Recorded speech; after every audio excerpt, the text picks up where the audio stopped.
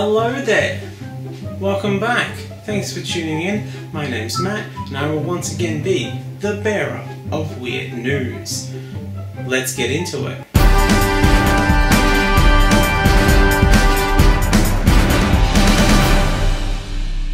Watch out, millennials. It's not just Gen Xers and Boomers that are out for get ya. It's also millennials who lack self-awareness.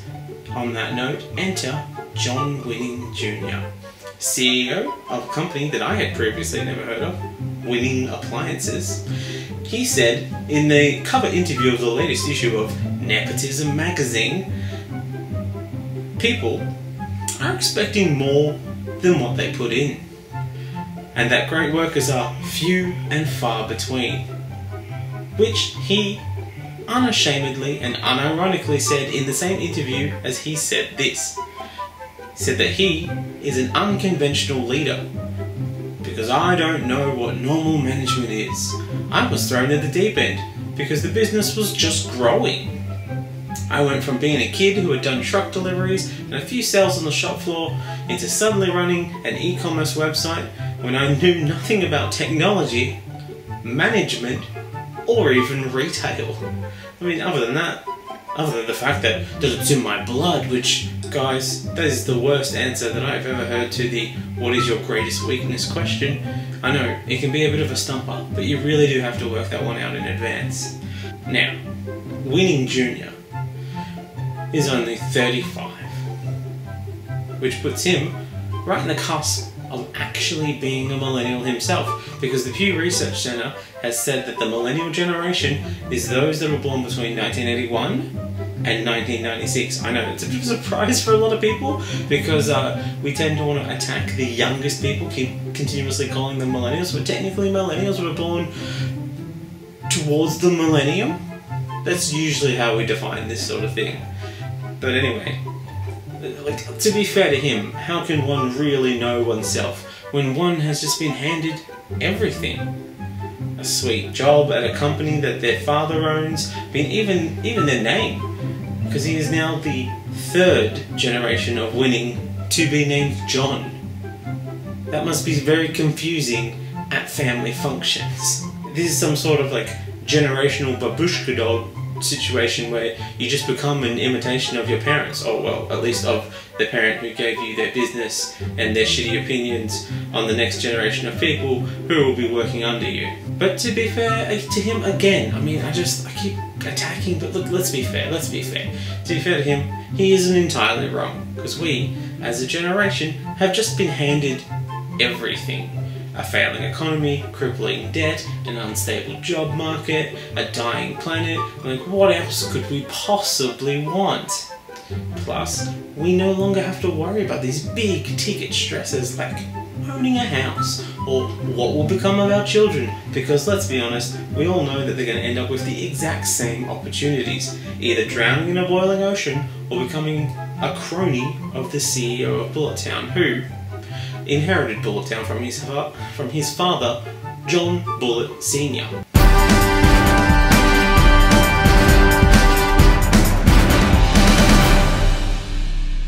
State of emergency news now. Over to Chile. Chile has been in a state of emergency recently when protests turned to riots and fires after almost a week of demonstrations over fare hikes for public transport.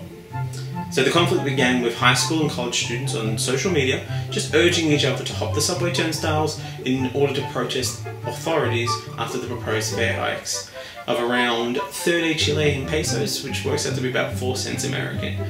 Now this may seem like a trivial amount, but when your country is on the brink of an economic collapse, what are you going to do? Even Neolithic man had continuous access to wheels, and are we not better than Neolithic man? Like, if not, what has all this been for? All this society? We might as well give up all human endeavour and give over to a slow death at the hands of climate change. Ironically, pushed back now due to our giving up of the wheel.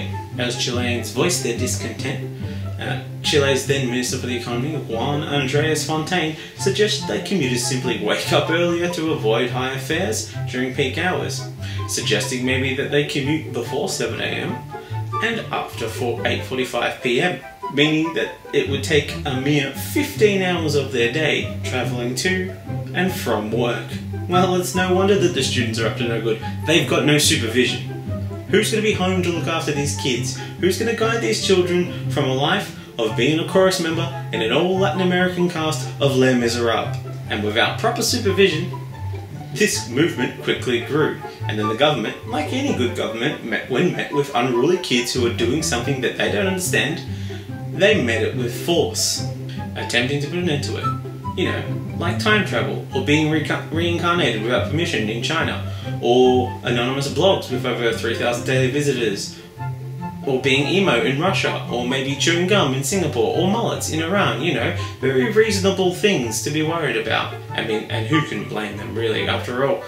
The preferred haircut of known rabble-rouser and cultural maverick Ziggy Stardust is the mullet. The children may grow up to be androgynous, bisexual ambassadors for an alien race. Then what will the neighbours say? It does, however, occur to me that this particular method of protest would, unintentionally, make the protest seem exponentially larger than it actually is, as students who are just regular fare evading were suddenly enlisted as young radicals swept up in a national scandal they hadn't studied for. Or perhaps their dog had eaten their train ticket. I don't know. Students should be careful though, lest authorities confuse their standard behaviours as other student-led protests, such as sleeping in late to protest the high cost of electricity by not setting an alarm, having 2-minute noodles for most of your meals to protest the high cost of groceries, and sneaking snacks into the cinema to protest the high cost of cinema snacks.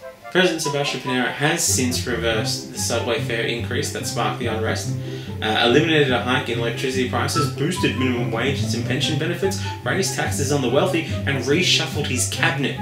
A move which, while desperately necessary for the people, will not see him in good stakes when world leaders meet up again. I mean, Scott Morrison is willing to destroy an entire natural wonder, drown all island nations, all in service of ignoring the will of the people.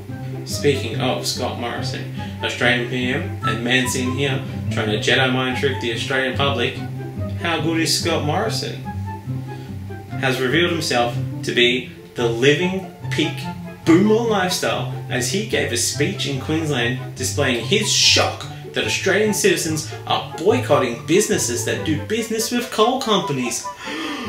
Of radical activism is on the march, refusing to provide banking, insurance. Oh no! Morrison claimed that progressives wanted to tell Australians what you can say, what you can think, and then tax you for the privilege of all these instructions. Going on to say that if they wanted to do that, then they should have gone into politics, like I did. And you know what? He's right. Who do they think they are, telling ordinary Australians which businesses they can or cannot support based on such trivial things as ethics or fear of destroying the planet? That's loser talk. The 4 big banks didn't get to be the 4 big banks by acting ethically. And even they refuse to do business with the Adani coal mine. So these guys have so much untapped, unethical potential. Morrison bloviated, "Politicians have a responsibility to defend our democracy, not degrade it." But I must say, I don't think that he is protecting it enough, if I'm honest. We need to protect it like we protect museum exhibits, taking it out of the reach of the public, but keep it on display for people to visit, but never touch. It's just a reminder of a dead past. Clearly, we can't be trusted with our own democracy. We're a dog chasing a car. Well, now we've caught the car. What are we going to do with it? We don't know. Keep up the good work, Prime Minister. It's obvious to me, at least, that we don't know what to do with our democracy. After all, we used it to vote in you.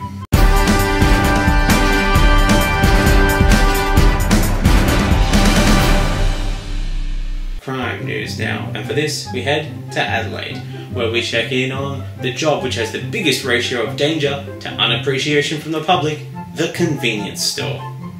Although, if more criminals were like this one, we wouldn't have to worry about these workers, and then we could continue treating them like the human garbage that we think they are, while we drunkenly sway about in their store and attempt to keep down more liquid than the human bladder can reasonably contain, or shoving down late-night sausage rolls. This attempted theft happened at the King William Street convenience store just before 5 AM, the hour best known for reasonable human decisions.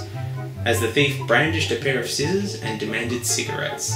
Now the quick-thinking clerk, working his mind magic on the thief, told him that his boss was out back, which the thief rightly didn't believe, because hey, it's 5 in the morning and he's a young person and he knows an understaffed store when he sees one. So much like the cigarettes that he was demanding, he wasn't buying it. The staff member told him that if he waited outside, that he would bring him old, expired cigarettes.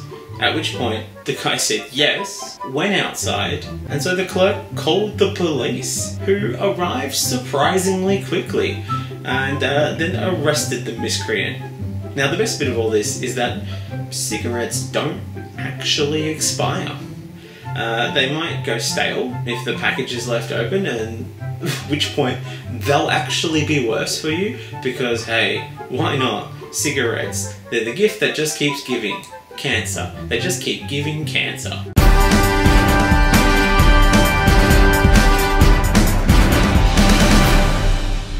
Now, to check it on I Told You So news. Bust out your shiny Charizards, dust off your Beanie Babies and get on eBay. The most expensive Pokemon card ever has been sold for a cool $285,831, that's Australian dollars. Now, the prevailing myth when I was growing up was that Pokemon cards would one day pay for our retirements, because even though we knew nothing about economic forces, we somehow collectively knew that the job market wouldn't sustain us into retirement, and like pop culture doomsday preppers, we started to collect anything and everything, hoping that one day it might net us a tasty retirement. Let's be honest, you're only getting a chunk of this change if you hold a one-off card called Pikachu Illustrator.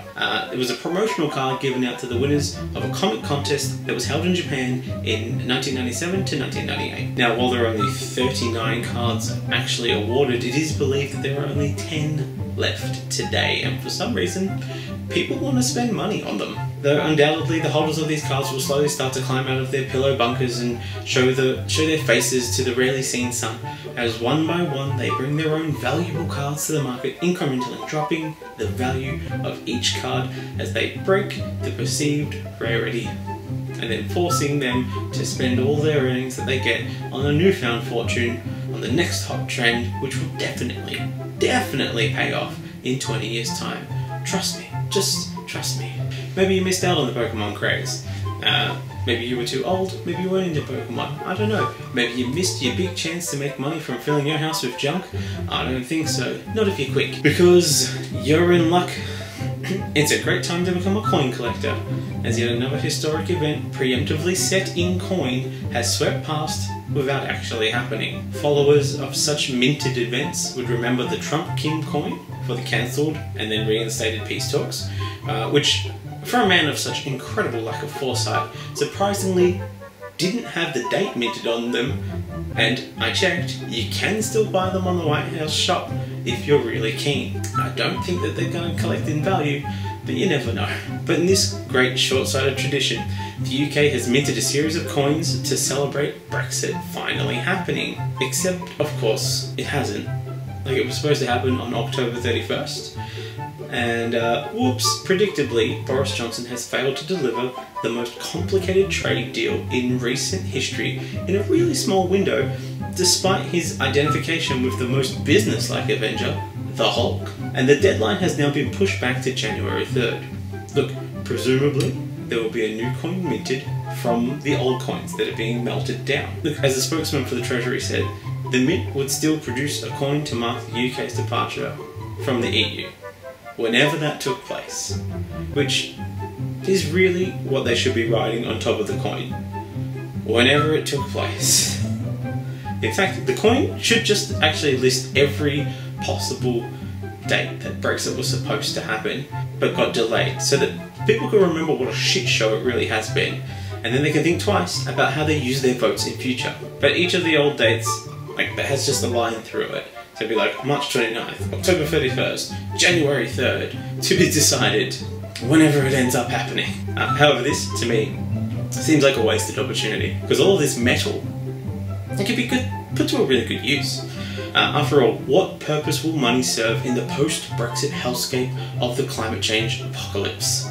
I have seen the misunderstood Kevin Costner masterpiece, Waterworld. A film not given credit for being the first film to try to warn us of the dangers of the post-climate change world. Those dangers mostly being that we have to adopt Kevin Costner as our one true saviour, and that we will be forced to be nice to our arsehole neighbours who bought a boat, or else we face a watery demise. Which might actually be preferable to listening to Gary bang on about how you all laughed at him when he bought a boat, but who's laughing now as he flips through the Pimp My Ride style barbecue that he installed under the seats, which seemed absurd at first, but now you must have reluctantly admit will actually be useful in the event of catching some fish, because you like a bit of sushi from time to time, but you just need something warm to keep you going. The 50p coin is actually made out of a material called copper nickel, which finds most of its use in shipbuilding and repair. Yeah, that's right, you heard me, shipbuilding and repair. Copper nickel alloy used in seawater cooling, bilge and ballast, sanitary and firefighting, inert gas, hydraulic and pneumatic chiller systems. These are all things that are going to be extremely useful in the post-drowned apocalyptic UK. So maybe they should put that metal to a better use. They're also used in desalination plants. So you and Gaza can ride the open ocean, desalinating just enough water to allow Gaza to keep banging on about how this was a really good purchase until you push him overboard and roam the open seas alone.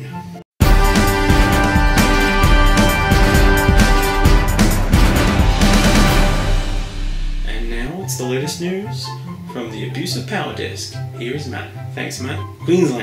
Queensland man has been fined $173 by police for drinking 600ml plastic bottle behind the wheel of his car. Brock Harris claims to have finished a 12-hour day at work when he got into his car, drove home, and found that his air conditioning was not working. He says, "I stopped and I bought a water bottle as I was pulling into my street. I was pulled over by the police and told it was illegal to drink anything while driving." That's what he said to ABC Radio Brisbane's Rebecca Livingston. And look, it's hard to take this position, but really, as an Australian citizen, he should remember Australia's most famous road safety ad. If you drink, then drive. You're a bloody idiot. Well, it is very heavily inferred that it is a strict rule about alcohol, but nowhere does it say that it does not cover other liquids. Imagine the chaos if we restricted this rule purely to alcohol.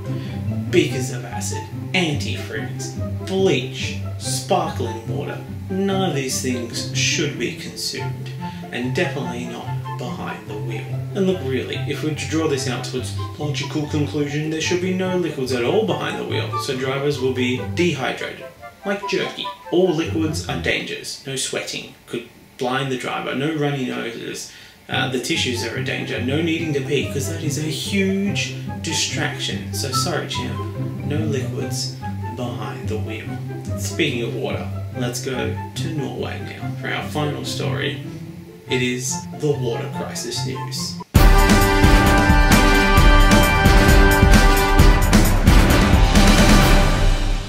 As the pending climate apocalypse creeps towards us and the impetus for saving the future gets increasingly shifted from the companies that are actually doing the destroying of the earth to the citizens who feel increasingly guilty about destroying the earth, despite the fact that our actions in the grand scheme of things are so minuscule that we may as well be voting green. That's how little change they will affect. An Oslo municipality's Water and Sewerage Administration has offered a useful tip to reduce water wastage. It says it's okay to pee in the shower, implying that we were waiting for permission to do this. Like, this of course sparked the fakest outrage since asking a teenager if they know how all these porn websites got in the internet history. Oh, no, I have no idea how that got there.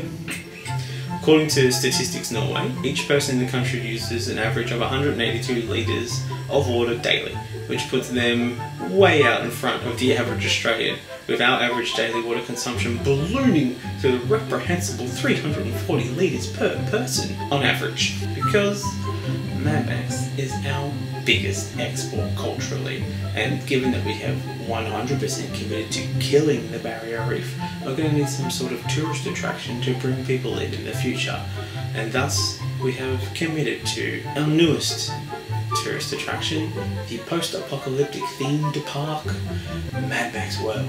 200,000 men enter, 100,000 men leave. Now, it was municipality section leader Fraud Hunt, I'm probably saying that wrong, who made the suggestion when asked about ways to possibly save water. He said we could, for example, pee in the shower, putting the we in Norwegian. He then went on to list all of his water-based complaints from his old housemates that he used to live with. He said we could brush our teeth in the shower, we could turn off water faucets while brushing teeth, scraping food wastage from plates and cutlery before using the dishwasher, only using the dishwasher when it's full, using economic dishwasher and washing machines, and refraining from watering the lawns, and finishing off with a pointed, "Do you hear me, Bjorn? Huh? Do you?" Thanks for hanging around until the end. I hope you enjoyed this one. I think it's a little bit shorter than some of the other ones. If you have enjoyed it, do all the things, tell someone, share it with someone. I quite enjoy making these things, and it's just nice to see if people are getting on board. Alright, see you next time.